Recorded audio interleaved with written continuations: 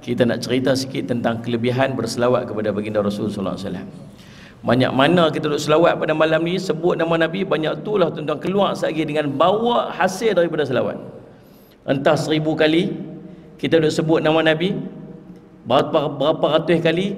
Kalau 1000 kali selawat, 1000 kali sebut nama Nabi, 1000 kali tuan-tuan buat balik sekali selawat kepada Nabi sallallahu alaihi wasallam. So biar kita malam ni banyakkan selawat pada Nabi sallallahu alaihi wasallam. Nombor 1,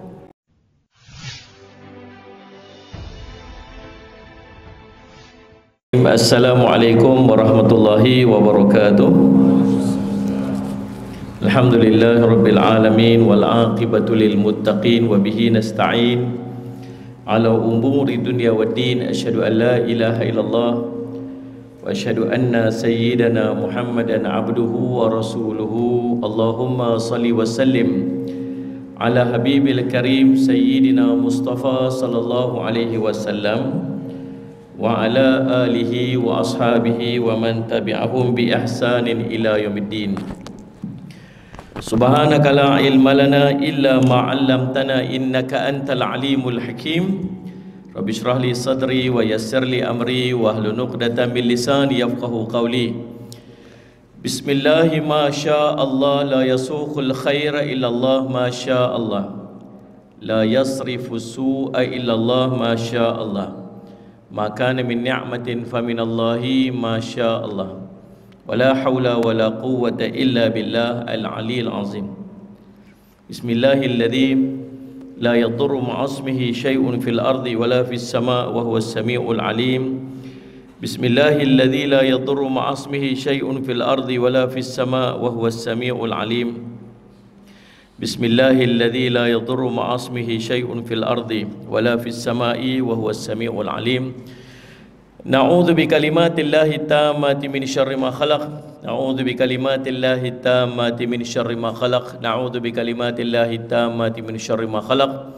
Allahumma inna na'udzu bika minal barasi wal jununi wal judam wa min sayyi'il asqam. Wa sallallahu ala sayyidina Muhammadin wa ala alihi wa sahbihi wa baraka wasallam. Alhamdulillahi rabbil alamin. Malam ni kita nak cerita sikit tentang kelebihan berselawat kepada baginda Rasul sallallahu alaihi wasallam. Banyak mana kita duk selawat pada malam ni, sebut nama Nabi, banyak itulah tuan-tuan keluar sekali dengan bawa hasil daripada selawat. Entah 1000 kali kita duk sebut nama Nabi, berapa ratus kali. Kalau 1000 kali selawat, 1000 kali sebut nama Nabi, 1000 kali tuan-tuan buat balik sekali selawat kepada Nabi sallallahu alaihi wasallam. So biar kita malam ni banyakkan selawat pada Nabi sallallahu alaihi wasallam. Nombor 1, kelebihan berselawat kepada Nabi sallallahu alaihi wasallam. Daripada Abdullah bin Amr radhiyallahu anhu, Nabi sallallahu alaihi wasallam bersabda, "Fa innahu man shalla alayya salatan sallallahu alaihi biha asharan." Sesungguhnya barang siapa berselawat kepadaku dengan satu selawat, maka Allah akan berselawatnya dengan 10 selawat. Satu selawat kita panjatkan Nabi sallallahu alaihi wasallam, Allah selawat pada kita 10 kali. Allah selawat pada kita ni maksud apa? Allah melimpahkan, sebut dah tadi pada rahmat dekat kita, belas kesian Allah pada kita. Kita ni tuan-tuan, kalau saja-saja orang nak zikir-zikir sebut nama kita ni, tak ada lah. Ada bangkit-bangkit pagi-pagi, Fakhruddin ada. Ada nama Fakhruddin ni. Sebut tu nama rare tu supaya tak jumpa siapa-siapa. Lagi sebut nama dia, kata pasal sebut nama dia pula. Kita ni orang nak sebut, nak zikir, nak puji-puji nama kita, memang tak ada lah tuan-tuan. Tahu pasal apa? Dosa banyak. Betul tak ni? Ni saya tengok tuan-tuan ni muka semua jernih aja, semua muka ahli syurga. Amin. Amin kuat sikit. Amin pun tak mau sebut dia syurga pun dia tak mau. Tuan-tuan, sungguh tahu pasal apa? Pasal saya tak nampak pun apa dosa yang tuan-tuan buat. Saya tak tahu. Tapi tuan-tuan tahu tak dosa apa tuan-tuan buat? Tahu tak? Tahu. Allah tutup aib kita, siapa pun tak tahu. Kita duk ulang alik main surau hikmah ni tuan-tuan, orang duk kata, oh dia tu ahli syurga tu, dia tu muka baik tu, dia tu orang baik tu. Dia kata kita baik tak pasal apa? Pasal dia tak tahu apa kita buat. Kita ni bukan baik tuan-tuan. Ni baru duk belajar jadi baik ya. Dulu waktu kita muda-muda dulu, Allah saja yang tahu, kita tahu apa kita buat. Betul tak ni? Tak mau mengaku pula dah. So tunjuk soleh sangat tuan-tuan. Memang kita macam tu, kita tahu. Sallallahu alaihi Muhammad. Tuan-tuan, Allah tutup aib kita rapat, siapa pun tak tahu. Sampai dua keadaan. Keadaan yang pertama, kita cerita aib kita sendiri. Lah ni duduk main trend ni, saya nak pesan kalau tuan-tuan dekat Subang Bestari ni, tu kan. Lah ni duk main trend buat keluar balik gambar-gambar kita lama-lama dulu, waktu bercinta lah, waktu bertunang lah, waktu kahwin, sampai gambar lah ni. Dia buat dalam media sosial, buat tu trend dekat TikTok semua. Waktu dia sebelum kahwin dulu, pertemuan pertama tu, waktu dating, tunjuklah gambar lah. Lepas tu waktu bertunang, waktu kahwin, lepas tu lah ni dapat anak seorang, dapat anak dua orang, lepas tu lah ni diketayak atas kepala ni. Faham tak ni? Dia tunjuk balik gambar dia dating, first dating dulu ni. Dosa tak dosa tu? Dia macam buat je. Dosa tak? Dosa lah tuan-tuan. Waktu tu bukan halal lagi. Nabi sallallahu alaihi wasallam, Allahumma salli alaihi, ulama sebut tentang taubat nasuha. Imam Nawawi rahimahullah sebut tentang taubat nasuha. Ya ayyuhalladzina amanu tubu ilallahi taubatan nasuha. Wahai orang beriman, taubatlah kamu dengan taubat nasuha. 3 syarat taubat nasuha. Pertama, berhenti daripada buat maksiat. Nombor 2, azam tak mau buat lagi. Nombor 3, yang paling payah sekali dalam senarai taubat nasuha yang kita nak kena buat bila kita buat satu dosa, ialah menyesal. Menyesal dengan apa yang pernah dia buat dulu. Tak buat dah. Lah ni kita atas kepala dah, jijik surau dah. Azam tak mau buat lagi, dia tak buat dah kot. Tapi bagaimana nak tunjuk kata dia menyesal bila dia boleh retrieve balik, buat keluar balik dan tunjuk ke orang dosa maksiat yang pernah dia buat dulu? Kau faham tak faham ni? Ulama kata bila mulut melafazkan istighfar sedang hati masih terikat dengan lazatnya maksiat yang pernah kita buat, ketahuilah dosanya masih belum diampunkan. Waktu dulu baru pindah mai KL dulu ni, faham tak? Waktu tu kerja kat mana tak?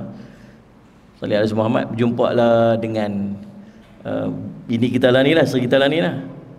Tersempat ke mana ke, tak tahulah. Waktu panskat, aku tu nak panskat, kad panskat tu jatuh, terantuk kepala ke, bunga cinta berbunga ke.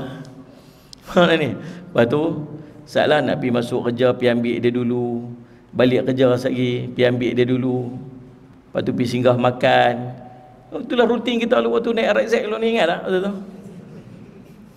ni waktu singgah kat tepi apa, tepi tasik, ada tasik apa, tak nak ni tu, tak nak ada tasik nak tempat singgah dulu, buat lupa pula dah. Lah ni jadi isteri kita dah, anak 3 orang dah, naik kereta lalu tepi tasik tu. Abang ingat tak tasik ni dulu ni, ini tang ni kerusi ni, lah ada lagi kerusi tu. Pokok ni dulu kecil lah, ni besar dah. Pokok ni lah jadi saksi cinta kita abang dah. Memang pokok tu lah jadi saksi ni. Kita tuan-tuan boleh cerita balik, kita cerita balik maksiat yang kita dulu kita buat dengan isteri kita dulu ni. Adakah itu tanda menyesal? Dah. Jadi kalau yang mana tu ni nak buat ni, kalau tak ada tanda menyesal, kalau seronok boleh cerita balik apa kita buat dulu ni, maksudnya kita tak ada tanda menyesal. Dan tuan-tuan, kalau kita buka balik keaiban dosa yang Allah dah tutup dah, kata Nabi sallallahu alaihi wasallam, semua umatku akan diampun dosanya kecuali al-mujahirin. Al-mujahirin, sahabat kata, siapakah al-mujahirin tu? Kalau mujahidin kita tahu orang perang, kalau muhajirin orang yang pergi hijrah. Al-mujahirin tu apa? Al-mujahirin ini ialah orang yang buat dosa pada sebelah siang dia, lalu Allah tutup dosa dia, kemudian malamnya dicerita ke orang apa yang dia buat sebelah siang dia. Orang yang buat dosa sebelah malam, lalu Allah tutup aib dia, lalu besoknya dia cerita pada orang apa yang aku buat pada malam, sekian. Faham tak ni? Nombor 1, bagus jawab. Nombor 1, Allah akan buka keaiban kita bila kita sendiri buka keaiban kita. Yang kedua, Allah akan buka keaiban seorang bila dia buka keaiban kawan dia, orang lain. Allahumma salli ala Muhammad. Allah menutup keaiban seorang bila dia tutup aib orang lain. Sebaliknya, bila dia buka keaiban orang, Allah akan buka balik keaiban dia. Sehingga Nabi SAW kata apa? Apa yang dia buat dalam rumah pun Allah akan buka. Jadi subhanallah, kita ni banyak dosa. Tak adalah orang nak sebut-sebut nama kita, nak zikir-zikir nama kita. Saya selalu pesan tuan-tuan, kita ni kena belajar jadi orang baik. Tak pergi langsung jadi orang baik. Jadi orang baik ni orang akan panggil kita baik je tuan-tuan. Kita tahu kita pernah buat jahat, kita kena buat maksiat. Tapi di hujung-hujung usia tu, usahalah nak bagi orang panggil kita baik. Bukan berlakon baik dah. Cuba berakhlak dengan akhlak baik. Biar kalau kita tak ada lagi, orang akan kata, bila tak ada dah orang boleh ganti dia. Orang baik tu tak ada lah. Faham tak ni? Jangan sampai orang duk panggil kita dengan nama-nama yang tak baik. Waktu kita nak bertemu dengan Allah mati nanti, waktu dicabut nyawa kita keluar tuan-tuan, para malaikat ni tunggu dekat langit pertama, langit kedua, langit ketiga sampai langit ketujuh. Dia minta ke Allah, ya Allah bagi roh ni lalu ke arah aku ni. Pasal apa? Roh ni roh baik. Waktu kita duduk naik tu, malaikat duk bawa naik tu, bau dia wangi sangat. Malaikat-malaikat yang duduk di antara langit dan bumi, dia kata dekat malaikat yang duk bawa ni, roh siapa ni yang wangi sangat ni? Lalu dia dipanggil dengan nama-nama kebaikan yang dulu orang panggil dia. Dia ni orang rajin tolong orang, dia ni orang rajin sedekah, dia ni orang rajin kat masjid, dia ni orang, semua panggilan-panggilan yang orang panggil kat dulu, malaikat akan sebut balik waktu dia duduk naik tu. Sebaliknya, bila dia ni suka buat benda yang menyakitkan hati orang, orang benci kat dia, orang tak suka kat dia, waktu nak naik tu malaikat tanya, ni roh siapa ni yang busuk sangat ni? Lalu dia dipanggil dengan panggilan-panggilan yang orang biasa panggil kat dia waktu hidup kat dunia. Dia ni teruk, dia ni suka buat zalim kat orang, dia ni suka menipu orang, dia ni suka ambil harta orang. Dia akan sebut nama-nama tu. Biar kita ni tuan-tuan jadi orang baik. Faham? Supaya kita sentiasa mendapat doa kebaikan.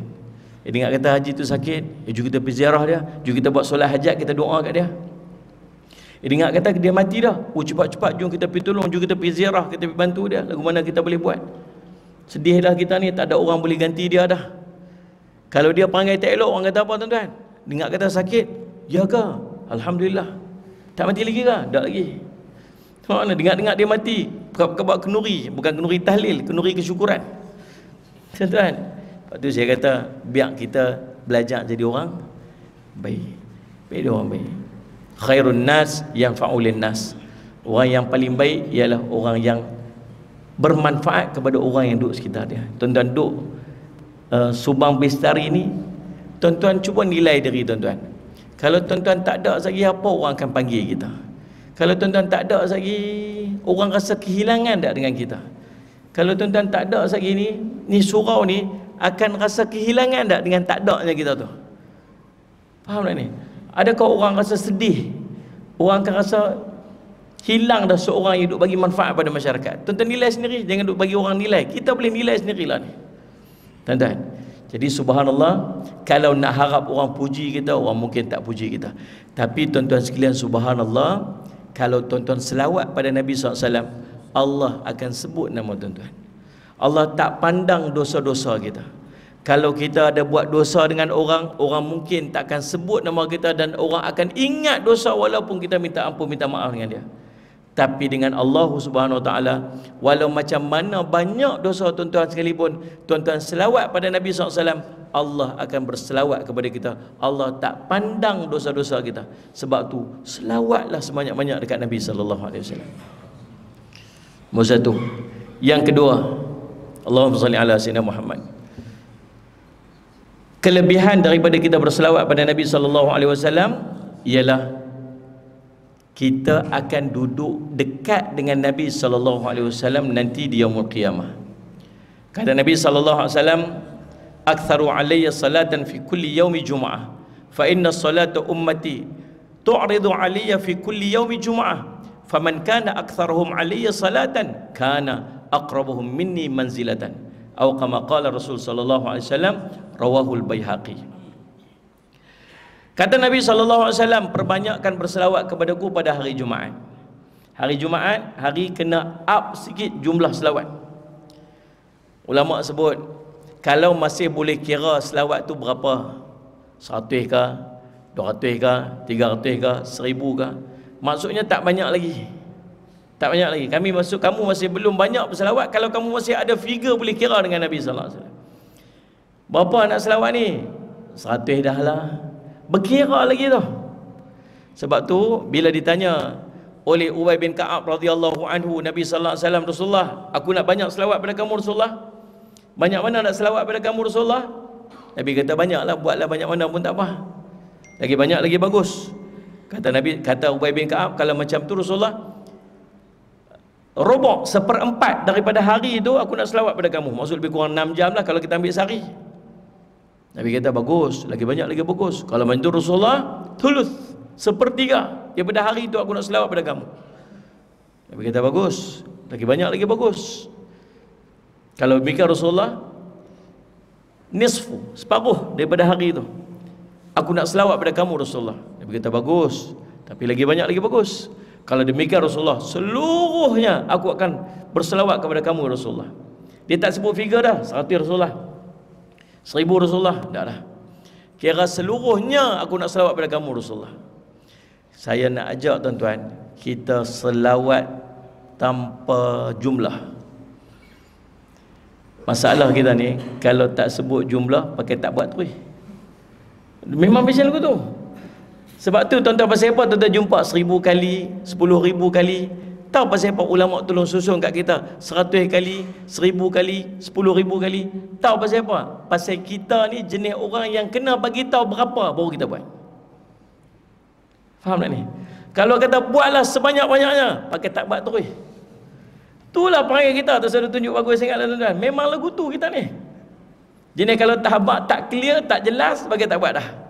Lepas tu kata apa? Buatlah 100. 100 nah, dia buat. Sampai 100 dia berhenti ngam-ngam 100, tak terlajak satu pun. Kalau terlajak satu daripada telefon Ustaz terlebih satu lah Ustaz. Dah tuan-tuan. Subhanallah. Dapat lagu mana ni Ustaz? Allah terima ni terlebih satu. Tak apa macam. Oh boleh Ustaz lah, boleh. Ada subhanallah. Tuan-tuan, jenis passion kita lagu tu. Tak apalah tuan-tuan, asal boleh dapat jumlah dia. Masuk hari Jumaat, perbanyakkan selawat pada Nabi sallallahu alaihi wasallam. Sebab apa? Nabi suruh kita akthiru alayya salatan. Salati fi kulli yaumi Jumaah, setiap hari Jumaat perbanyakkan selawat pada Nabi sallallahu alaihi wasallam. Fa innahu salata ummati tu'riduna alayya fi kulli Jumaah. Kerana pada setiap hari Jumaat selawat-selawat umatku akan dibentangkan kepadaku pada hari Jumaat. So Nabi tahu kau ni selawat berapa, kau ni selawat berapa, orang ni selawat kat dia, orang selawat, semua Nabi sallallahu alaihi wasallam tahu. Maka tuan-tuan, dan Nabi sallallahu alaihi wasallam sambung hadis tu, faman kana aktsarahum alayya salatan kana aqrabuhum minni manzilatan. Siapa yang paling banyak berselawat kepadaku, maka dia akan dekat tempatku nanti di yaumul qiyamah. Nabi sallallahu alaihi wasallam cerita dalam sebuah hadis riwayat Imam Bukhari tentang keadaan kita di padang mahsyar. Kita bangkit ramai tuan-tuan waktu tu. Tuan-tuan boleh bayang tak? Daripada umat dulu, umat zaman Nabi Adam AS sampai umat paling akhir, semua akan bangkit pada tempat yang sama. Nama dia Al-Mahsyar. Semua orang berhimpun tempat semua ni. Seramai-ramainya. Mungkin multi-trillion manusia berhimpun waktu tu. Boleh jadi tak? Imam Abu Bakar Ad-Dunia dalam kitabnya Al-Ahwal cerita, kita duk berhimpun ni ramai dah, padat sepadat-padatnya ni, turun satu kelompok daripada langit. Langit yang pertama, makhluk dia jumlahnya lebih ramai lagi daripada kita dekat dunia. Kita dah besar dah, dia turun lagi ni, lagi ramai pada kita ni, dah masuk bagi bertambah. Mai langit kedua, lagi ramai daripada langit pertama. Mai langit ketiga, lagi ramai. Semua berhimpun, duduk setempat. Allahumma salli alaihi. Dalam kitab An-Nihayah fil Fitan wal Malahim, Imam Ibnu Katsir cerita, metik perkataan Abu Hurairah radhiyallahu anhu, Nabi SAW cerita dekat dia, kamu akan berdiri pada tempat yang sama selama 70 tahun. Tempat yang sama tak berganjak ni, duduk tempat yang sama tu selama 70 tahun.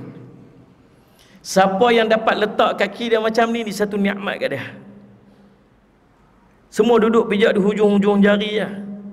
Matahari tegak di atas kepala 1 mil. Panas. Ada yang tenggelam dekat lutut, ada yang tenggelam dekat perut, ada yang tenggelam sampai dada, ada yang begini Nabi SAW tunjuk. Berapa lama tuan-tuan? Dalam hadis tu cerita 70 tahun. Faham tak? Telanjang, tak beralas kaki, sempit, padat, ketat, 70 tahun. Waktu tu mulalah pekat-pekat duk bincang. Jomlah minta tolong, siapa boleh tolong kita hari ni? Ada yang cadang, jom kita jumpa Nabi Adam. Nabi Adam ni tok kita, tok wan kita. Allahumma salli Muhammad. Kita pun ramai-ramai pergi jumpa Nabi Adam AS. Bila jumpa Nabi Adam, Nabi Adam kata, pergi cari orang lain. Aku tak pernah tengok Allah murka macam mana Allah murka hari ni. Pergi cari Nabi lain. Kita pergi cari para Nabi yang lain lah. Jumpa Nabi Musa, jumpa Nabi Ibrahim, jumpa Nabi Isa. Dan akhirnya kita berjumpa dengan Nabi kita Muhammad sallallahu alaihi wasallam. Waktu kita jumpa Nabi sallallahu alaihi wasallam tu, tuan-tuan, Nabi kata, mai kamu, mai kat aku. Waktu tu kita pun jumpa Nabi, itulah pertama kali kita tengok wajah Nabi sallallahu alaihi wasallam mungkin. Pakat-pakat menangis ni jumpa Nabi. Ya Allah, cantiknya wajah Nabi. Ada yang mungkin pegang tangan Nabi, ada yang selawat pada Nabi sallallahu alaihi wasallam, ada yang macam-macam lah. Nabi sallallahu alaihi wasallam kata, tunggu kamu, tunggu di sini. Nabi SAW pun berlari-lari pergi ke satu tempat namanya Al-Fahsh. Al-Fahsh ni Abu Hurairah tanya, tempat tu tempat apa Rasulullah? Itu di hadapan arash Allah. Nabi SAW sujud dengan sujud yang begitu lama. Allah kata malaikat pergi saat Nuh dekat Nabi Muhammad SAW. Malaikat pun pergi kat Nabi, irfa' ra'saka ya Rasulullah, angkat kepala kamu wahai Rasulullah. Nabi pun kata, labbaika ya Rabbi, labbaika ya Rabbi, aku datang wahai Tuhanku, aku datang wahai Tuhanku. Tolong berikan aku janjimu dahulu untuk aku syafaat umatku. Aku nak tolong umatku hari ini. Ya Allah, datangilah mereka ya Allah, hisablah mereka ya Allah. Subhanallah. Waktu tu Allah kata, pergi wahai Muhammad, aku akan datang sebentar lagi. Nabi SAW pun pergi dekat kita. Kita nampak Nabi SAW mai, kita pun seronok dah, gembira dah. Sebab yang kita duduk tunggu begitu lama tu, sampai ada di kalangan manusia yang kata waktu tu, kami lempak dalam neraka, teruslah, itu lebih baik pada kami menunggu dalam keadaan yang sangat tersiksa. Perut lapar, tak ada benda nak makan, dahaga sangat, tak ada benda nak minum, makanan tak ada, pakaian tak ada, panas terik. Tuan-tuan, keadaan yang sangat dahsyat di padang mahsyar. Nabi, orang yang diberikan Allah Muhammad peluang, kedudukan untuk menolong umat dia dengan syafaat dia. Persoalan dia, waktu mereka pergi ramai-ramai berjumpa Nabi SAW dan pertemuan tu berlaku, tuan-tuan rasa tuan-tuan duduk tang mana? Ni manusia ni, multi-trillion manusia ni, pertemuan itu mungkin berlaku berapa ratus orang mungkin duduk tu yang memang jumpa Nabi dan mereka dapat syafaat Nabi waktu tu. Kita ni agak-agak duduk tang mana ni? Faham tak faham ni? Hari tu hari kebangsaan, perakan hari kebangsaan tu kan, berapa puluh ribu orang pergi berhimpun kat situ kan. Kawan kita pun pergi, tak jumpa dia. Aku cari hang tak jumpa lah, hang duduk tang mana? Tu baru 10,000 orang duduk kat situ, kita tak jumpa dah kawan kita. Bahkan pemimpin negara kita pun kita tak nampak dah kat depan tu. Nampak abang bomba. Yang tu yang nampak topa pada jauh. Allahumma salli Muhammad. Faham tak? Tu baru kalau 1 juta orang. Saya pernah sampai waktu ziarah almarhum Ustaz Fadil Nur, ayah kepada Ustaz Fawaz Fadil yang kita kenal lah. Waktu dia meninggal tahun 2002, saya pergi. Saya berjalan tuan-tuan 10 km jalan kaki. Manusia punya ramai. Cerita dia, tak sampai pun nak pergi tengok jenazah sebab manusia terlalu ramai. Saya pergi ziarah Allahumma salli Muhammad almarhum Tuan Guru ni Abdul Aziz. Sampai pagi tu saya ingat, pukul lepas subuh tu sampai dah. Manusia punya ramai. Nak berimpun pi tu tak boleh nak pi, sesak sangat. Saya ingat duduk kat tengah-tengah tu rasa macam lemas dah lemas. Kita ni macam waktu nak pergi apa, nak pergi cium Hajarul Aswad agak. Dulu tu orang tolak kau ni, pergi kau ni, orang tolak kau ni, pergi tu. Tengok ada menara masjid tu, cepat gagah-gagah nak pegang menara masjid tu, lemas tak boleh. Nampak Ustaz Don, dia pun kenal Ustaz Don, tak kenal kita. Dia bobok tepi tak Ustaz Don. Ustaz Don nampak saya kata, "Mai Ustaz." Saya pun pegang tengah Ustaz Don. "Jom jalan sekali dah." Jalan sampai kat pintu tu, pintu cermin tu kan.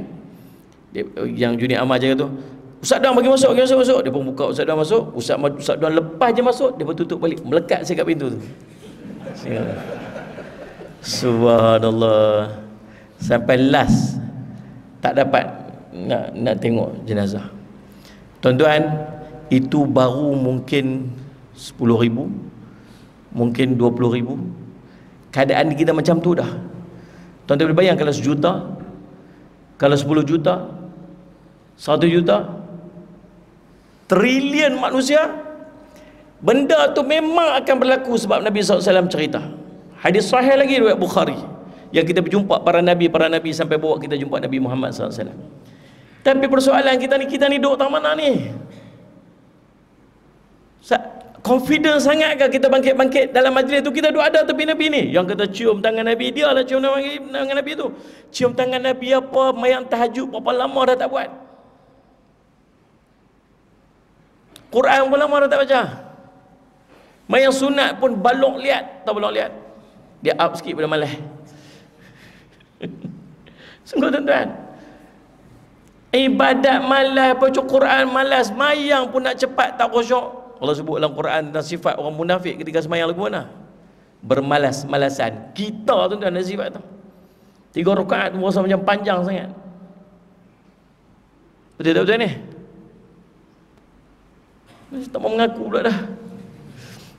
Allah sebut dalam Allahumma salli Muhammad dalam Al-Quran tentang orang yang bangun tahajud kan.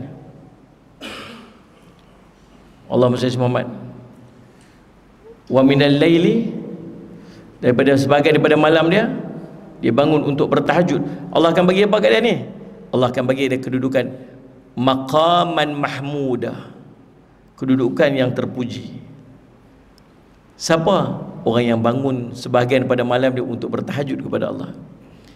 Bangkit pada mahsyar, nampaklah orang tu duduk tempat terpuji, kedudukan terpuji. Kalau nak faham kita ni, kalau majlis tu tempat duduk VIP tu, orang nampaklah dia duduk kat situ. Kalau pergi kenduri ramai-ramai, dia pun duduk bercampur dengan orang beratok sekali. Hampir ke kenduri tu ni? Pergi, tak nampak hang pun dah. Dah duduk ramai-ramai sekali tu kan. Tapi kalau mai-mai tengok, duduk atas tu, insya-Allah saya selamat. Mai itu pun nampak hang duduk mana? Tu hang duduk kat bilik tempat VIP tu kan. Betul. Pasal apa? VIP. Kalau manusia yang ramai tu, dia duduk tempat maqaman mahmudah. Agak-agak Nabi nampak tak? Mudah-mudahan Nabi nampak. Mudah-mudahan kita dapat kebaikan-kebaikan. Tapi tahajud pun malas kan. Berapa lama dah tak bangkit tahajud ni? Tidak ni. Puasa sunat tak ada lah tuan-tuan. Main sunat pun malas. Tuan-tuan, so maksudnya kalau macam tu keadaan dia, jauhnya kita nak bangkit dengan Nabi SAW. Tapi ada satu cara nak bangkit dekat dengan Nabi SAW. Apa dia? Man aktsara alayya salatan aqrab minni manzilatan. Siapa yang banyak selawat padaku, dia akan bangkit dekat dengan aku nanti di yaumul qiyamah. Cara kedua nak bangkit dekat dengan Nabi SAW, cinta kat Nabi. Nabi SAW sebut, al-mar'u ma'a man ahabba. Seorang itu akan bersama dengan orang yang dia cinta. Seorang Arab Badui duduk dalam majlis, tiba-tiba dia masuk. Dia angkat tangan, Rasulullah, mata sa'ah, bila nak kiamat ni? Rasulullah kata kat dia, kamu tanya tentang kiamat, apa persediaan kamu nak berhadapan dengan kiamat? Dia kata, aku ni semayangnya kurang, ibadatnya kurang, tapi aku sangat mencintai Allah dan aku sangat mencintaimu ya Rasulullah. Kata Nabi SAW, anta ma'aman ahbabta, kamu akan bersama dengan orang yang kamu cinta. Dia senyum, dia keluar je. Sebab dia tahu nanti dia akan bangkit dengan Nabi SAW. Alhamdulillah, saya semua. Yang ketiga, cara untuk kita dekat dengan Nabi SAW nanti di yaumul qiyamah. Kita nak berhenti azan dulu ke apa je? Kan turis je? Turis je? Okay. Cara yang ketiga untuk bangkit dekat dengan Nabi SAW. Seorang sahabat Nabi SAW Nama dia Rabi'ah bin Ka'ab Al-Aslami radhiyallahu anhu. Rabi'ah ni dia suka khidmat dengan Nabi SAW sampai Nabi sayang kat dia. Lalu Nabi kata kat dia, wahai Rabi'ah, kamu mintalah apa yang kamu nak minta, aku akan tunaikan kepada kamu. Kalau saya lah duduk pada sisi dia pada waktu tu tuan-tuan, senarai panjang lah saya nak minta kat Nabi SAW. Sebab biasa benda yang Nabi doa ni makbul. Abu Hurairah radhiyallahu anhu pergi mengadu Rasulullah, mak saya tu tak mau Islam. Nabi doa saat dia balik rumah, dia dengar mak dia duduk mandi, dia buka pintu, dia dengar mak dia dah masuk Islam dah. Tu makbulnya doa Nabi SAW. Kalau saya minta aku tu, Rasulullah tunggu sana, balik type lah tuan-tuan, panjang senarai tu. Tapi doa yang baik-baik je lah. Dia minta satu je, Rasulullah satu je permintaan saya. Apa dia? Saya minta bersama dengan kamu nanti dalam syurga Rasulullah. Saya nak minta saya duduk dengan kamu Rasulullah dalam syurga. Rasulullah kata, Allahumma salli Muhammad, permudahkan doa kamu itu, bantu aku untuk dapat doa kamu itu dengan kamu memperbanyakkan sujud. Maksud banyak sujud ni maksud banyak sembahyang lah. Ma min abdin yasjudu lillah sajdatan illa kataballahu bihasanatan wa muhyat abu sayyi'atan wa rafa'a bi darajatan. Tidaklah seorang itu sujud kepada Allah melainkan dengan setiap sujud tu Allah tulis satu pahala, Allah padam satu dosa, dan Allah angkat satu darjat. Lagi banyak sujud, lagi tinggi darjat. Lagi tinggi darjat, darjat paling utama duduk dengan Nabi sallallahu alaihi wasallam. Jadi sujud tu maksud apa? Semayanglah. Duduk sujud aja. Haji buat apa ni? Mengangkat darjat. Faham tak ni? Bukan duduk sujud begitu saja. Maksudnya banyakkan semayang. Tu 3 cara untuk kita bangkit dengan Nabi SAW. Pertama, banyak selawat. Yang kedua, cinta kat Nabi SAW. Yang ketiga, perbanyakkan sujud ataupun perbanyakkan solat-solat sunat. Yang kedua, yang ketiga, Allahumma salli ala sayyidina Muhammad. Kelebihan daripada kita memperbanyakkan selawat kita kepada Nabi SAW akan diampunkan dosa-dosanya. Subhanallah. Nabi SAW menyebutkan dalam hadis riwayat Imam An-Nasa'i, siapa selawat padaku sekali, Allah selawat pada 10 kali, dan akan dihapuskan dosanya dan diangkat baginya 10 darjat. Asal dosa banyak selawat pada Nabi SAW. Kita ni semua buat dosa tuan-tuan. Kullu bani Adam khata'. Setiap Adam, setiap anak Adam mesti buat salah. Tak ada manusia yang tak buat salah. Kecuali baginda Rasul sallallahu alaihi wasallam. Dia kata, Ustaz, saya lah ni alhamdulillah lah semenjak dilantik menjadi AJK Surau Al-Hikmah ni Ustaz, macam tak ada dosa dah. Alhamdulillah lah Ustaz. Ada orang mesej kat saya tu, Ustaz, alhamdulillah semenjak saya duk tengok YouTube kuliah-kuliah Ustaz, saya rasa tak ada dosa Ustaz. Kata alhamdulillah, nak abang kat abang lah, lagi tak rasa dosa tu lah tanda banyak dosa. Betul kalau kata Ustaz. Tuan-tuan ni tak sama macam kami kat Kedah tau. Madrasah saya kat Bandar Baru Kedah. Tempat saya tu tuan-tuan, keliling tu bukit ni. Kampung aja. Nak tengok orang tak pakai tudung pun susah. Orang kampung biasa pakai tudung ya. Betul ni. Kalau ada orang kampung yang tak pakai tudung tu pelik. Ni nak support ni, tudung tak pakai ni, teruk betul. Gitulah kak. Tuan-tuan ni tiap-tiap hari tengok orang tak pakai tudung. Dia berjemput saya pergi ceramah kat KL tuan. Sambil duduk tunggu nak masuk kuliah tu. Tengah hari makan dulu kat bawah tu. Bawah dia ada restoran kat bawah tu. Saya makan. Waktu makan dia beratok dah. Beratok nak ambil makhluk. Dia duduk beratok depan saya tuan pakai skirt pendek tu. Tuan-tuan agak aku lah ke mana waktu tu. Nak tengok kata tengok. Tak tengok okey. Dia aku ambil duk tongek depan kita. Ada subhanallah. Yang kata kepiah atas kepala aku mana tu. Subhanallah. Masuk dalam lift pula subhanallah, hujan besar tuan-tuan duk KL ni. Sini Selangor kan. Kami orang utara semua KL. Macam kan duk heran. Kami orang utara semua KL. Ustaz mana Ustaz ni? Pi KL. Oh, pi KL Ustaz tahu mana? Subang. Subang kan KL Ustaz. So KL lah tu.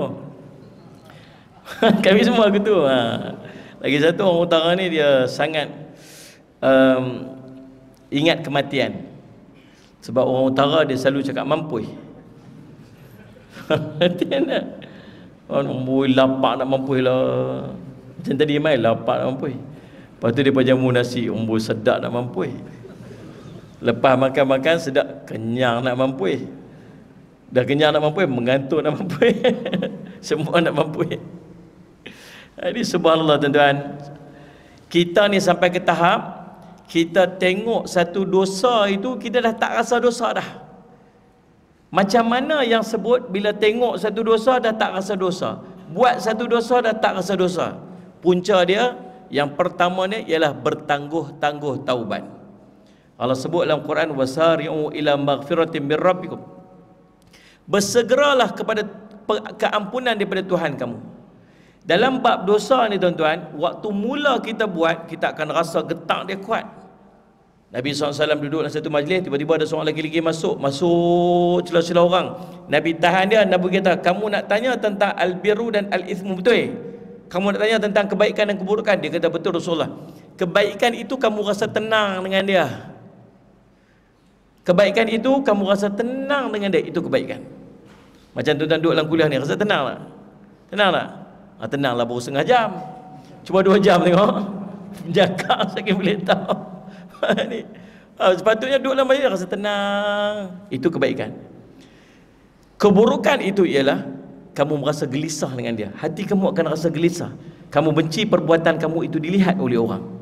Itu maksud daripada maksiat, dosa dan kemaksiatan. Lalu subhanallah, bila kita buat satu-satu dosa, hati kita akan rasa gelisah, jantung kita akan jadi laju, kita akan jadi takut. Takut orang nampak. Itu tanda kita sedang melakukan kesalahan dan kesilapan. Waktu tengah duk rasa gelojak tu, hati duk rasa risau tu, gelisah tu, waktu tu cepat-cepat taubat. Taubat waktu tu, kekuatan taubat dia tak sama dengan taubat seminggu lepas pada tu. Sebab start besok, getaran itu makin reda, kemudian makin reda, makin reda, makin reda. Kita tahu kita pernah buat dosa besar 10 tahun lepas. Mungkin di kalangan kita pernah buat dosa besar 20 tahun lepas. Faham tak ni? Dosa besar apa-apa lah kita buat tu. Nak taubat dosa besar lah ni sekarang ni, yang benda kita buat 20 tahun lepas tu tuan-tuan, tak sama macam tuan-tuan taubat waktu tuan-tuan lepas buat tu. Waktu ketakutan tu masih ada, waktu kerisauan tu masih ada, takut azab tu masih ada. Lah ni saya taubat Ustaz, saya tak buat lagi dah. Taubat dah Ustaz, taubat dah. Taubat lagu mana? Taubat dekat mulut je lah. Pasal dah getaran tak ada dah. Tahu kita pernah buat, tapi rasa tu dah tak ada dah. Pertama. Yang keduanya tuan-tuan, macam mana yang hilang getaran dosa tu ialah bila kita mengulang-ulang benda tu.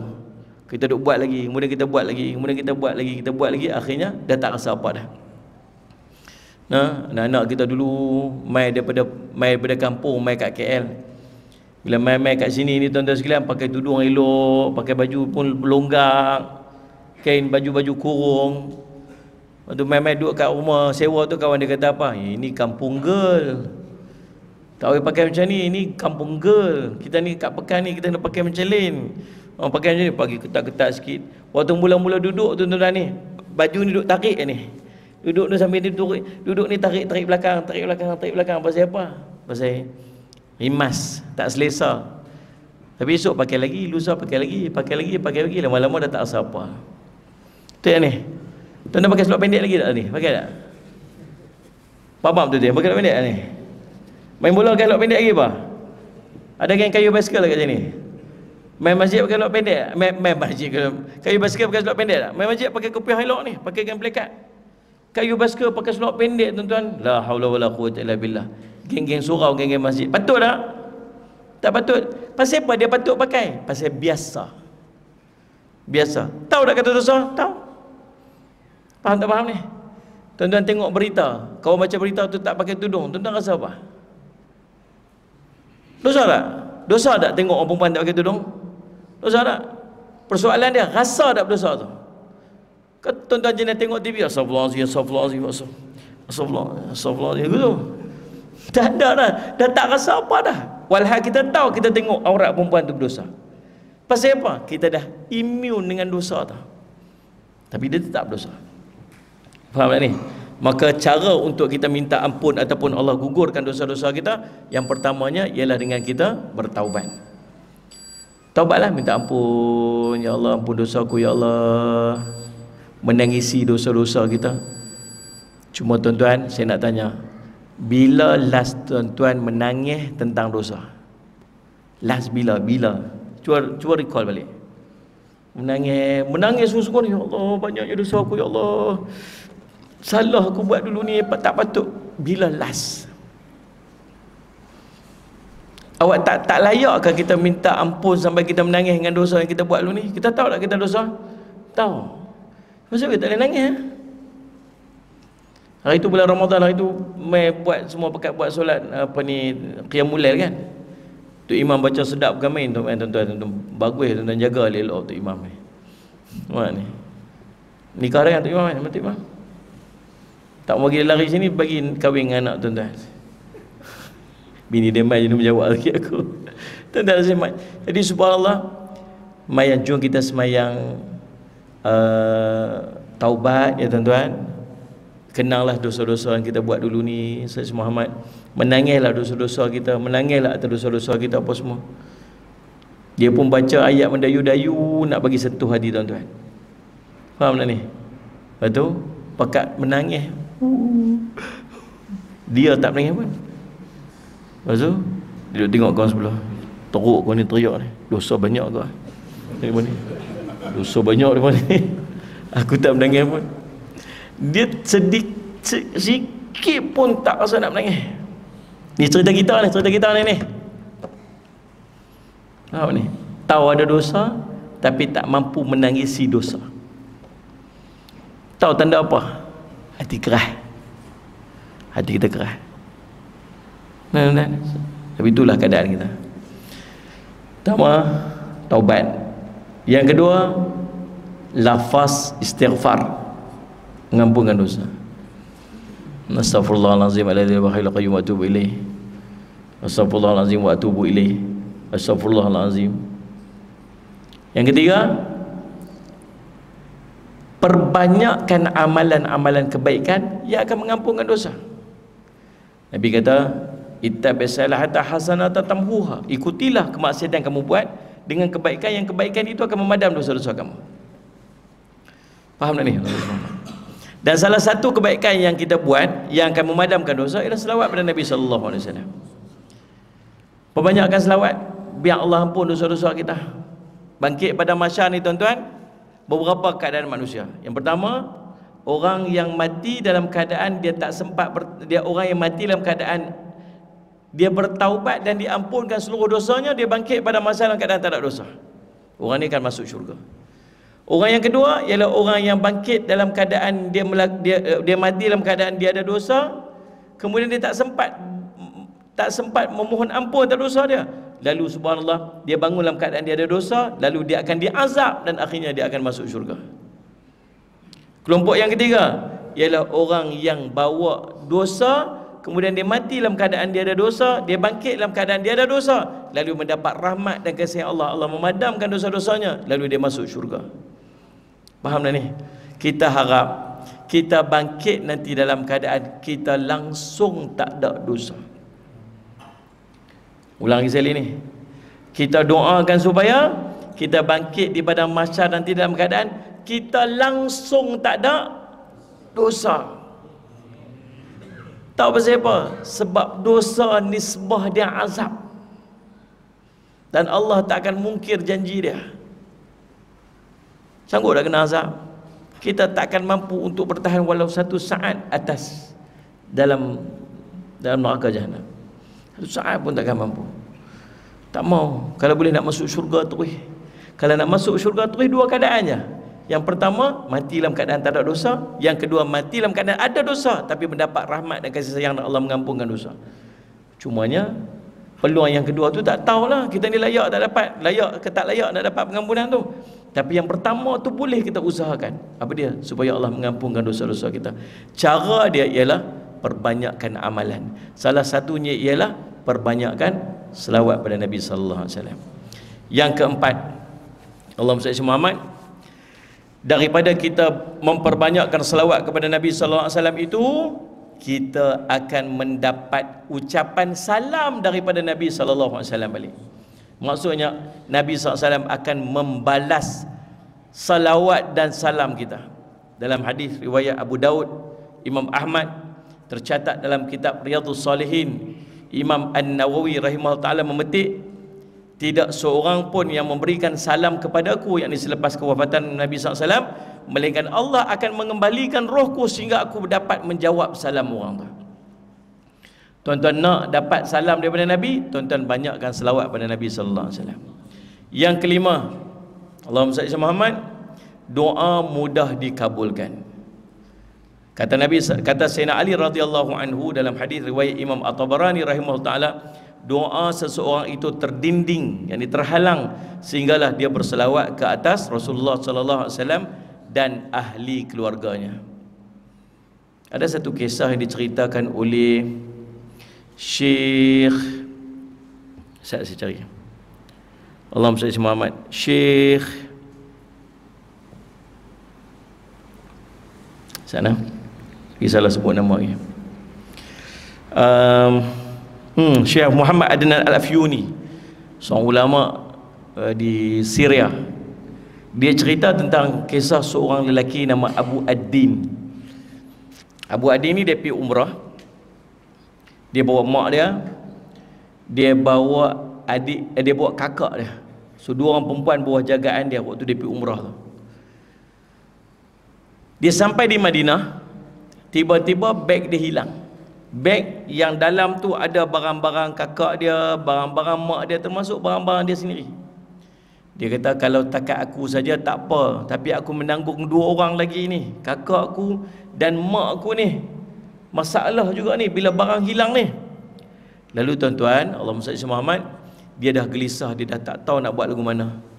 Dia pergi dekat Raudah. Lalu dia berselawat sebanyak-banyaknya kepada Nabi sallallahu alaihi wasallam, mengambil berkat pemilik tempat itu, iaitu Nabi sallallahu alaihi wasallam. Dia selawat dengan selawat begitu banyak, dia mengadu pada Allah apa yang berlaku padanya, dia mengharapkan pertolongan Allah. Lalu tuan-tuan, sampai dia tertidur di Raudah.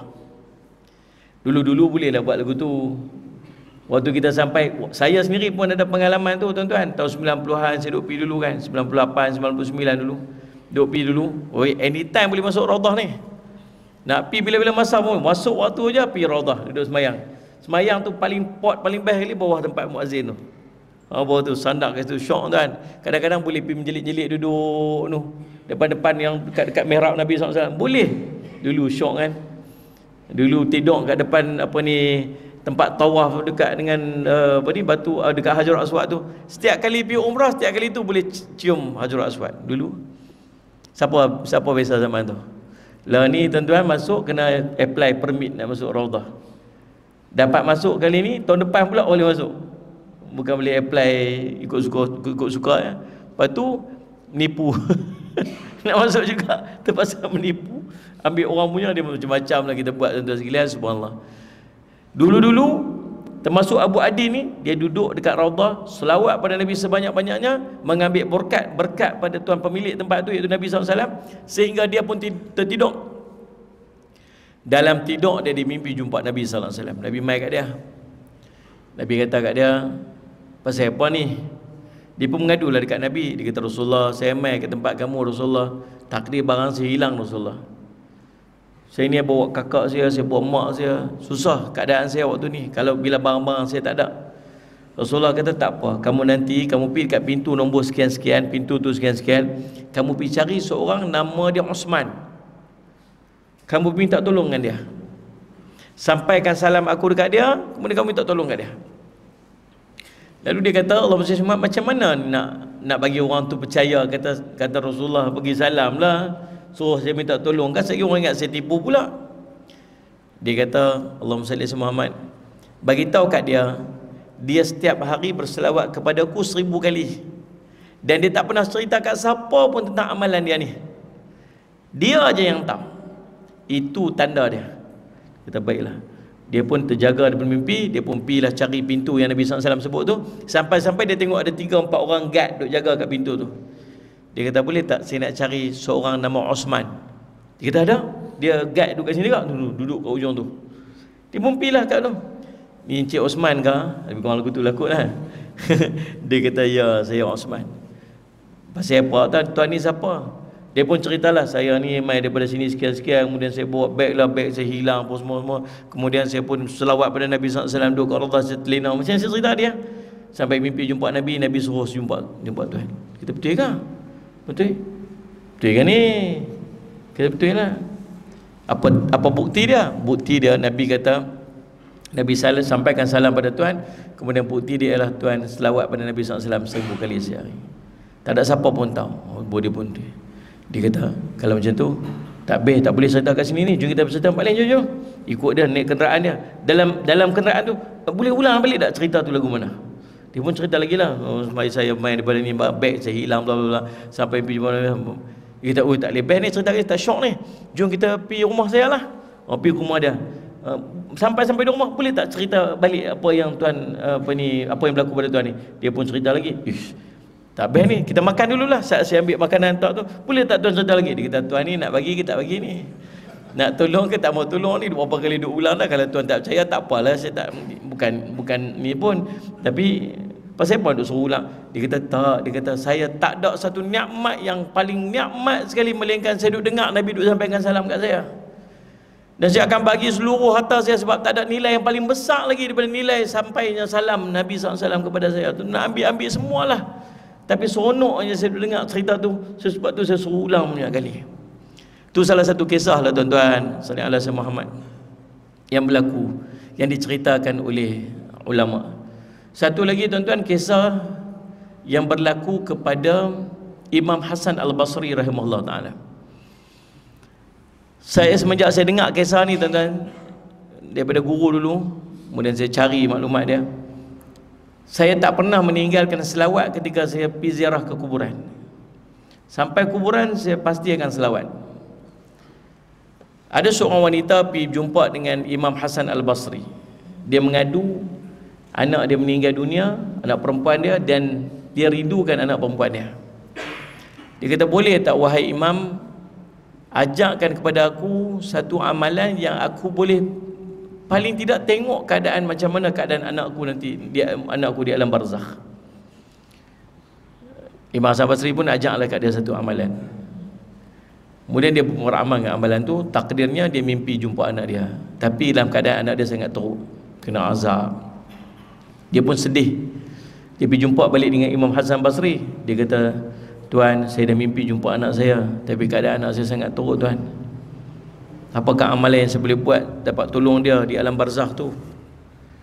Dia pun kata, bersedekahlah, buatlah amalan kebaikan, ni akan pahalanya kepada si anak. Tak apalah, dia pun balik. Duduk tak berapa lama, Imam Hasan Al-Basri mimpi jumpa seorang perempuan yang sangat tenang hidup dia di alam barzakh. Cantik pakaian dia, kehidupan dia baik. Dia pun tanya, Tuan, puan ni siapa? Cik ni siapa? Dia kata, saya ni anak perempuan kepada makcik yang pergi jumpa Tuan hari itu, Tuan Imam hari itu.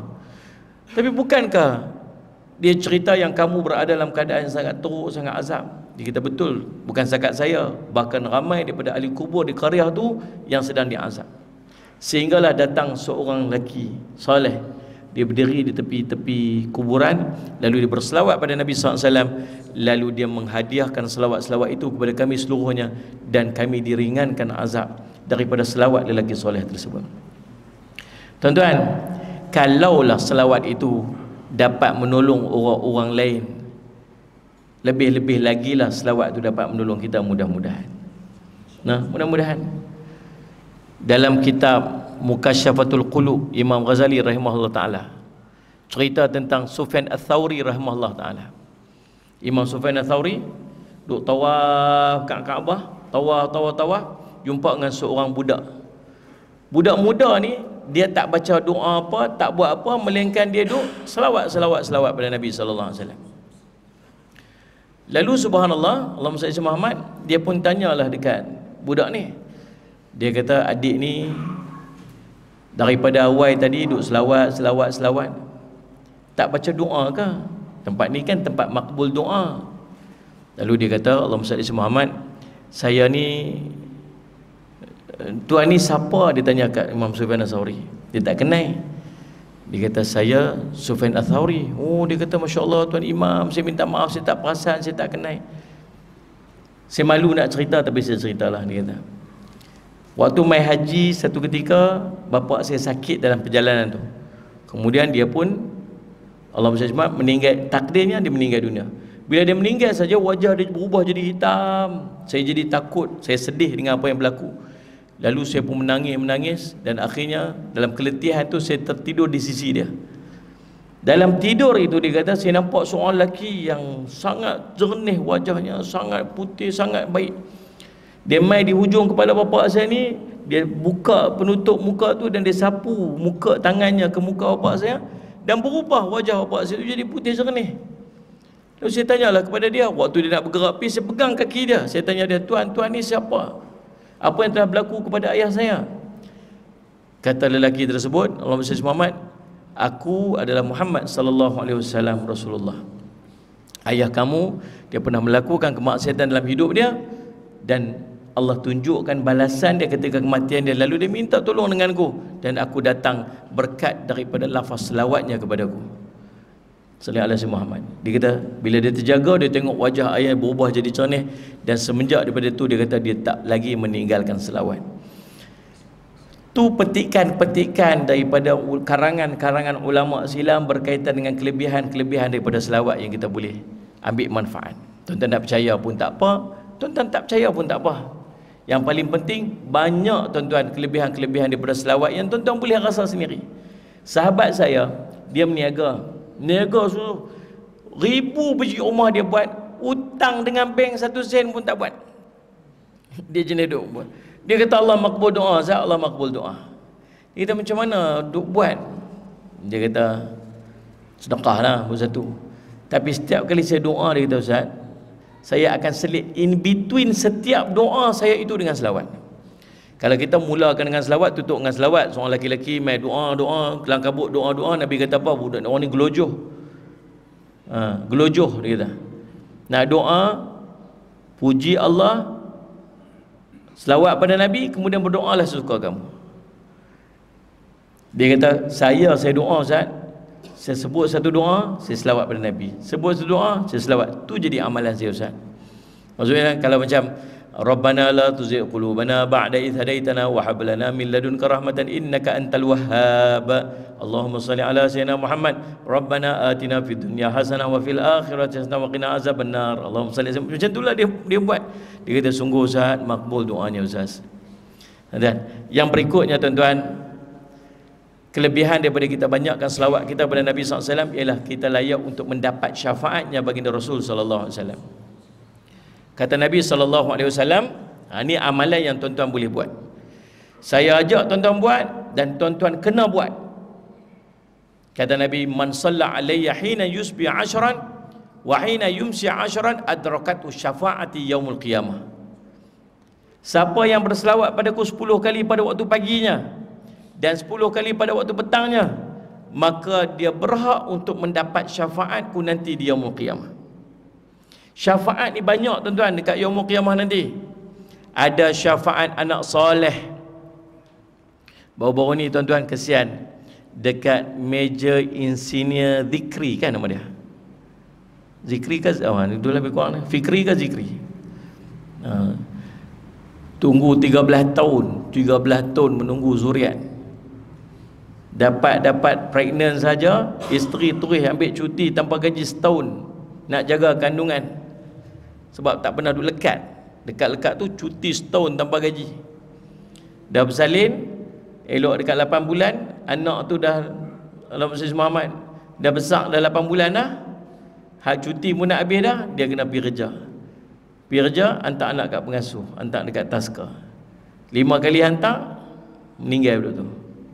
Saya tak boleh bayang macam mana, ya Allah sedihnya, subhanallah. Hari yang sama tu kucing saya mati. Sedih tuan-tuan. Kucing duduk dengan kita tu, punya manja kucing tu, sedih anak saya punya riau lah malam tu. Teriak berapa hari duduk teriak, kucing mati. Ini bukan kucing mati, anak mati, subhanallah tuan. Bukan setakat anak mati, orang lain pun anak mati juga. Ni anak mati yang ditunggu selama 13 tahun. 13 tahun kahwin. Lepas tu dapat pengorbanan sebesar lagi, cuti tanpa gaji lagi. Pedor lah tu, tak dah nak bagi bersalin elok, dah dapat jaga elok, tak terdapat kat tangan orang tuan-tuan. Tengok pula CCTV pula, Allah macam yang ayah dia cerita lah. Sumbat tu bedung lah, membuatlah pekuk dengan bantai. Wallahualam yang tu kita serah kat pihak berkuasa Allah untuk siasatkan. Tapi sedih kan? Sedih. Ada tak syafaat dia? Ada? Apa syafaat dia? Satu hari Abu Hasan radhiyallahu anhu tanya dekat Abu Hurairah radhiyallahu anhu, dia kata, wahai Abu Hurairah, ceritakan kepada kami kelebihan kami ni kematian anak kecil, 2 orang anak dia meninggal. Cerita benda yang boleh melegakan hati kami. Nabi kata Abu Hurairah radhiyallahu anhu, anak-anak ni dia akan jadi amish syurga. Amish syurga ni, kalau amish ni bahasa kita ni macam jentik-jentik. Ni lah, dia duduk main-main kat dalam tu, dia tak pergi mana. Ni itulah. Depa ni akan duduk di depan pintu syurga. Apa dia akan buat? Dia akan panggil mak bapak depa, jumpa mak bapak depa, pegang ujung kain lagu ni lah, dia kata. Macam aku pegang kain ujung kain ni. Pegang ujung kain ni. Ataupun pegang tangan-tangan depa. Lalu bawa pergi masuk syurga, dan dia tak akan masuk syurga selagi mak ayah depa tak masuk syurga. Itu syafaat lah tu. Ada syafaat anak soleh, dan anak tuan-tuan hafal Quran, anak baik. Nanti pergi depan Allah, dia pegang tangan kita lagu itulah, ya Allah ni. Sampai Nabi SAW cerita, kita yang buat dosa pun anak-anak yang baik ni, dia usaha nak bawa kita masuk syurga. Dia pegang, dia pergi bawa pergi. Malaikat kata, ni siapa ni? Nak buat apa ni? Ni ayah saya. Nak buat dia masuk syurga. Tapi dia ada dosa lagi, dia tak selesai ni. Aku nak buat dia masuk syurga. Berhujah dengan para malaikat. Tuan-tuan, ini syafaat anak yang baik. Ada seorang laki-laki, dia duduk di padang mahsyar, dia duduk dalam syurga, dapat darjat tinggi. Dia tanya kat malaikat, aku tak buat amalan macam mana pun, macam mana aku dapat nikmat macam ni. Dia kata, kamu punya anak yang sentiasa beristighfar untuk kamu. Tu dia panggil syafaat pertolongan anak yang soleh. Ada pertolongan alim ulama, syafaat alim ulama. Ada syafaat kawan-kawan. Kawan-kawan ni, waktu jangan duk berkelahi. Orang taman Subang Bistari ni, khususnya ni geng-geng surau Al-Hikmah ni, jangan duk berkelahi. Hadis riwayat Baihaqi cerita, tak ada seorang yang minta permohonan dengan Allah melainkan kesungguhan orang ni dia minta. Dia kata, ya Allah, kami duduk dalam syurga ni, kami tak jumpa kawan kami ni, geng surau Al-Hikmah tu, kami tak nampak dia kat sini ni. Dia semayang dengan kami, puasa sekali dengan kami, hari tu pergi umrah sekali dengan kami juga, tapi tak nampak dia dekat masjid, tak nampak dia dekat syurga ni. Kita waktu tu, kita boleh, geng-geng kita ni boleh berjumpa dalam syurga ni. Kadang-kadang duduk tempat-tempat lain pun, duduk darjat-darjat lain, tapi boleh berjumpa, berhimpun ramai-ramai minum teh tarik syurga lah. Maaf ni, confirm bukan macam teh tarik kat sini lah. Tak tahulah, sebab nikmat macam-macam ada kat syurga kan. Ada seorang tu tanya, Ustaz, dan syurga ada rokok lah. Saya tak boleh tinggal saya tak boleh tinggal rokok. Macam mana ni saya nak masuk syurga? Dan syurga ada rokok tak? Ustaz jawab, ada. Ada Ustaz lah. Ada. Cuma itulah, dan syurga tak ada api, nak cucuk kena pergi neraka. Tak mau Ustaz. Tak mau. Ini kenapa lagu tu ya? Tuan-tuan, kita duduk lepak-lepak ramai-ramai aku tu, saya sama Ahmad. Mana kawan kita tu ah? Kawan kita yang tu, yang mana? Itulah. Aku pun tak tahulah, cari-cari pi syurga ni tak ada, pi syurga ni tak jumpa dia. Ya Allah, mana dia pi ya? Dia duduk dalam neraka. Lah, duduk dalam neraka. Ya Allah, boleh tak bawa keluar dia dari neraka? Di geng-geng baik kawan-kawan, boleh tak ya Allah bawa keluar dalam neraka? Kamu bawa keluar dia sendiri. Allah bagi dekat dia pakaian dia, Allah ubah bentuk tubuh dia supaya dia boleh masuk dalam neraka tanpa neraka merosakkan dia. Dalam satu riwayat cerita, dia masuk sampai ke paha lutut ni. Masuk dalam neraka, masuk cari, jumpa kawan dia.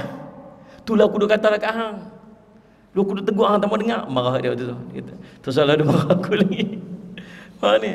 Semualah. Dan tarik dia keluar. Tonton tarik dia keluar api. Lepas tu dalam perjalanan kita pi tu, kita balik tu, kita nak pergi jumpa dia. Kita tengok, lah kawan ni buat dah. Lah kawan ni buat dah. Lah ni kenal ni. Lah ni jiran sebelah ni. Kita pergi mengadu balik ke Allah. Dia kata, ya Allah, tadi aku on the way nak pergi ni, aku nampak orang tu, aku kenal orang ni, aku kenal. Kamu pergi masuk dalam syurga tu, akan masuk dalam neraka tu, kamu pergi bawa keluar sama-sama kamu kenal. Pergi pulak lah, pergi tarik ni. Sampai ada siapa lagi? Tak ada siapa ada, ya Allah. Sampai ke tahap macam tu. Faham tak ni? Tapi nak bawa keluar orang dalam syurga, maksudnya nak bawa keluar sampai kita sanggup bawa keluar orang daripada neraka tu, dua keadaan paling tidak. Yang pertama, kenal. Kalau tak kenal tak, sebab itulah disuruh kita ni untuk dita'arrafu, berkenal-kenalan. Nabi SAW kalau jumpa orang siapa-siapa tak kenal, Nabi tanya, ni nama siapa? Bukan tengok atas bawah. Main mana ni. Siap-siap tu kasut siapa nak kena curi pula. Perangai sangka buruk. Cuba pergi tanya elok-elok. Ini.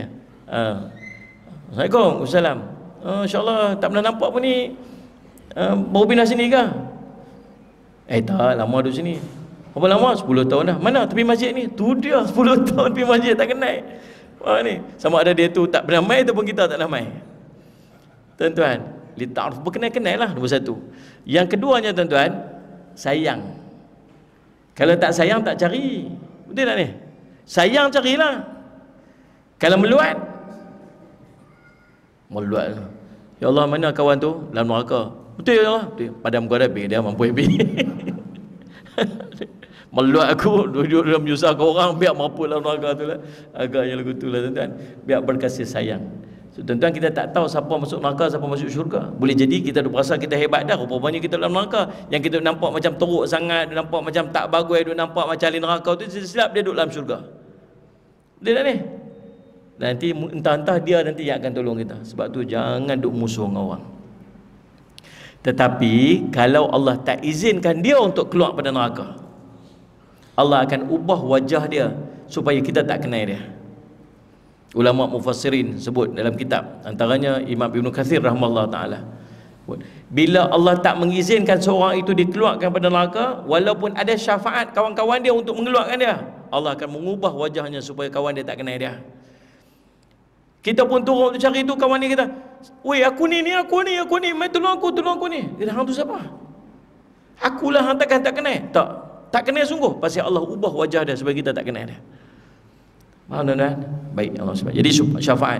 Dan dalam banyak-banyak syafaat itu dia panggil syafaatul uzma, syafaat paling besar sekali. Kalau tuan-tuan dapat syafaat ni, tuan-tuan tak payah risau dah syafaat-syafaat yang lain. Iaitulah syafaat bagi Rasul sallallahu alaihi wasallam. Macam mana nak dapat jaminan syafaat tu? Kata Nabi, man salla alayya hina yusbi 10 wa hina yumsi 10 adrakatu syafaati yaumul qiyamah. Selawat 10 kali waktu pagi, selawat 10 kali waktu petang. Kita ni pasien kita lah, termasuk dengan saya ni, kita jenis kalau bangkit daripada bersila lepas mayang, kita jenis tak zikir dah. Tuan-tuan, saya tak tahulah. Saya nak tanya tuan-tuan, Nabi SAW kata apa? Man qara'a ayatal kursi dubura kulli salatin maktubatin lam yamna'hu min dukhulil jannah ila an yamut. Siapa yang baca ayat kursi lepas setiap kali semayang fardu, maka tak ada apa yang akan halang dia daripada dia masuk syurga melainkan kematian. Maksudnya orang yang duk beramal dengan ayat kursi setiap kali lepas semayang fardu, syurga duk tunggu dia aja. Yang duk halang dia, yang dia tak boleh pi lagi lah ni, tak pasal apa? Pasal dia tak mati lagi. Itu cerita dia faham gitu. Faham tuan-tuan? Persoalan dia, kalau kita kelang kabut nak pergi kerja, lepas bagi salam mayang subuh tu, kita terus bangkit pi naik motor pi kerja. Tuan-tuan rasa tuan-tuan boleh tak baca ayat kursi atas motor tu? Boleh tak? Faham tak faham soalan ni? Boleh tak kalau kita nak baca ayat kursi atas motor tu? Boleh, pasal kita baru lepas semayang. Nabi SAW sebut siapa baca dia lepas mayang fardu. Nabi sebut tak syarat dia kaki duduk atas sejadah, duduk dalam saf? Tak. Yang Nabi sebut kaki kekal macam duduk tahiyat akhir tu, la ilaha illallah wa la syarika lahul mulku wa lahul hamdu yuhyi wa yumiitu ala kulli syai'in qadir, 10 kali tu. Wa thanin rijlaihi, kaki masih duduk kekal macam tahiyat akhir. Yang tu ada. Lepas 10 kali itu, Allahumma ajirni minan nar, tak perlu lagi dah. Boleh dah sambil berjalan, Allahumma ajirni minan nar, Allahumma ajirni minan nar 7 kali. Kalau dia mati pada siang tersebut, maka Allah akan melepaskan dia daripada api neraka. Lepas tu baca ayat kursi, boleh atas motor, subhanallah, alhamdulillah, 3 kali tu, boleh sampai dah. Tengah parking motor, duk cari parking tu, subhanallah, bapak tak? Subhanallah, tak payah buat tu ya, parking je tu. Boleh kan? Elok sampai kat mana baru baca doa, sampai kat ofis pun baca doa, boleh tak? Boleh. Dia semua amalan tu berlaku selepas daripada dia semayang. Cuma pasien kita bangkit je, pakai tak buat apa dah. Mau mengaku tak ni? Mengakulah. Memang pasien kita pun. Dan bangkit tu, dah berdiri tu, pakai tak buat apa dah, zikir apa tak ada dah, start motor terus balik. Faham tak ni? Jadi cara dia nak bagi kita lekat dengan selawat tu, ialah lepas daripada sembahyang subuh, sebelum angkat tangan baca doa kita tu, selawat dulu 10 kali.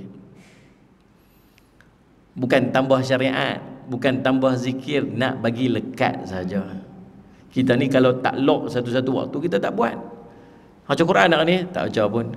Baca Quran ni, makcik baca Quran waktu mana? Tengok sempat lah ustaz baca Quran mana, pakai tak jumpa lah sempat tu. Kalau dia kata lepas subuh saya baca ustaz, berlekat tempat tu. Jadi nak bagi lekat selawat tu, dan kita jenis pasien bangun je dia tak ni lah. Sebelum kita angkat baca tangan sebelum kita angkat tangan baca doa subuh tu, selawat dulu 10 kali. Lepas asar pun sama. Lepas kita subhanallah subhanallah subhanallah, nak angkat tangan doa, selawat dulu 10 kali, kemudian kita berdoa. Dengan harapan kita dapat, sebagai disebutkan dalam hadis riwayat Imam Al-Bukhari, Allah sebab Imam At-Tirmizi dan juga Imam At-Tabarani rahimahullah taala, nilai sahih oleh ulama, siapa selawat padaku 10 kali pada waktu paginya dan 10 kali pada waktu petangnya, maka dia layak untuk mendapat syafaatku nanti di yaumul qiyamah. Adapun lafaz selawat paling kurang Allahumma salli ala Muhammad, tapi tak sempurna. Allahumma salli ala Muhammad wa ala alihi wa sahbihi wa barik wa sallim, paling sempurna. Kata ulama, jangan tinggalkan salam, sebab Allah suruh ya ayyuhalladzina amanu sallu alaihi wa sallimu taslima. Bukan setakat selawat, tapi salam kena sampaikan kepada Nabi sallallahu alaihi wasallam. Maka subhanallah, sebut bagi sempurna. Kalau tak sebut dengan ahli Nabi, dari keluarga Nabi, makruh sebagian ulama kata. Nak bagi cantik sebut Nabi, sebut keluarga, sebut sahabat Nabi sallallahu alaihi wasallam. Allahumma shalli ala sayyidina Muhammad wa ala alihi wa sahbihi wa barik wasallim. Semua komplit dekat dalam tu. Nabi ada, ahli keluarga Nabi SAW, para sahabat Nabi SAW, dan salam pada Nabi SAW pun ada dekat dalam tu. Paling kurang Allahumma shalli ala Muhammad. Tapi gamak kan nak panggil Muhammad saja, tambahlah dengan kemuliaan adab kita dengan Nabi, Sayyidina Muhammad. Salawat paling afdal, salawat Ibrahimiyah. Allahumma salli ala Sayyidina Muhammad wa ala ali Sayyidina Muhammad kama sallaita ala Sayyidina Ibrahim wa ala Sayyidina Ibrahim, sampai habis macam kita duk baca lepas sembahyang tu. Itu salawat paling afdal kalau orang tanya. Boleh nah? Cukuplah untuk malam ni. InsyaAllah kita dah bincang panjang tentang kelebihan kita berselawat kepada Nabi sallallahu alaihi wasallam. Saya nak pederah balik Kedah pula. Pagi esok ada kuliah subuh, pasal di setiap sepanjang Ramadan ni kami baca kitab Syama'il. Daripada 1 Ramadan Rabiul Awal, daripada 1 Rabiul Awal ni sampai 12 Rabiul Awal kita nak khatamkan kitab Syama'il. Setiap pagi baca sampai habis insya-Allah. Sebab kita ada sanad kitab Syama'il ni sampai kepada Imam At-Tirmizi rahimahullah taala. Jadi insya-Allah betul nak kena balik terus tu. Mai pagi tadi pukul 5.30 pagi tadi mai dah.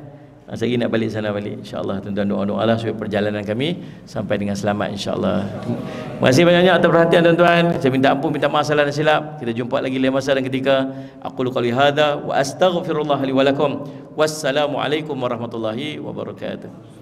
Bismillahirrahmanirrahim. Alhamdulillahirabbil alamin wassalatu wassalamu ala rasulil amin sayyidina Muhammadin wa ala alihi washabihi ajma'in. Allahumma faqihna fid din wa 'allimna ta'wil waj'alna min ibadikas salihin wahdinas siratal mustaqim.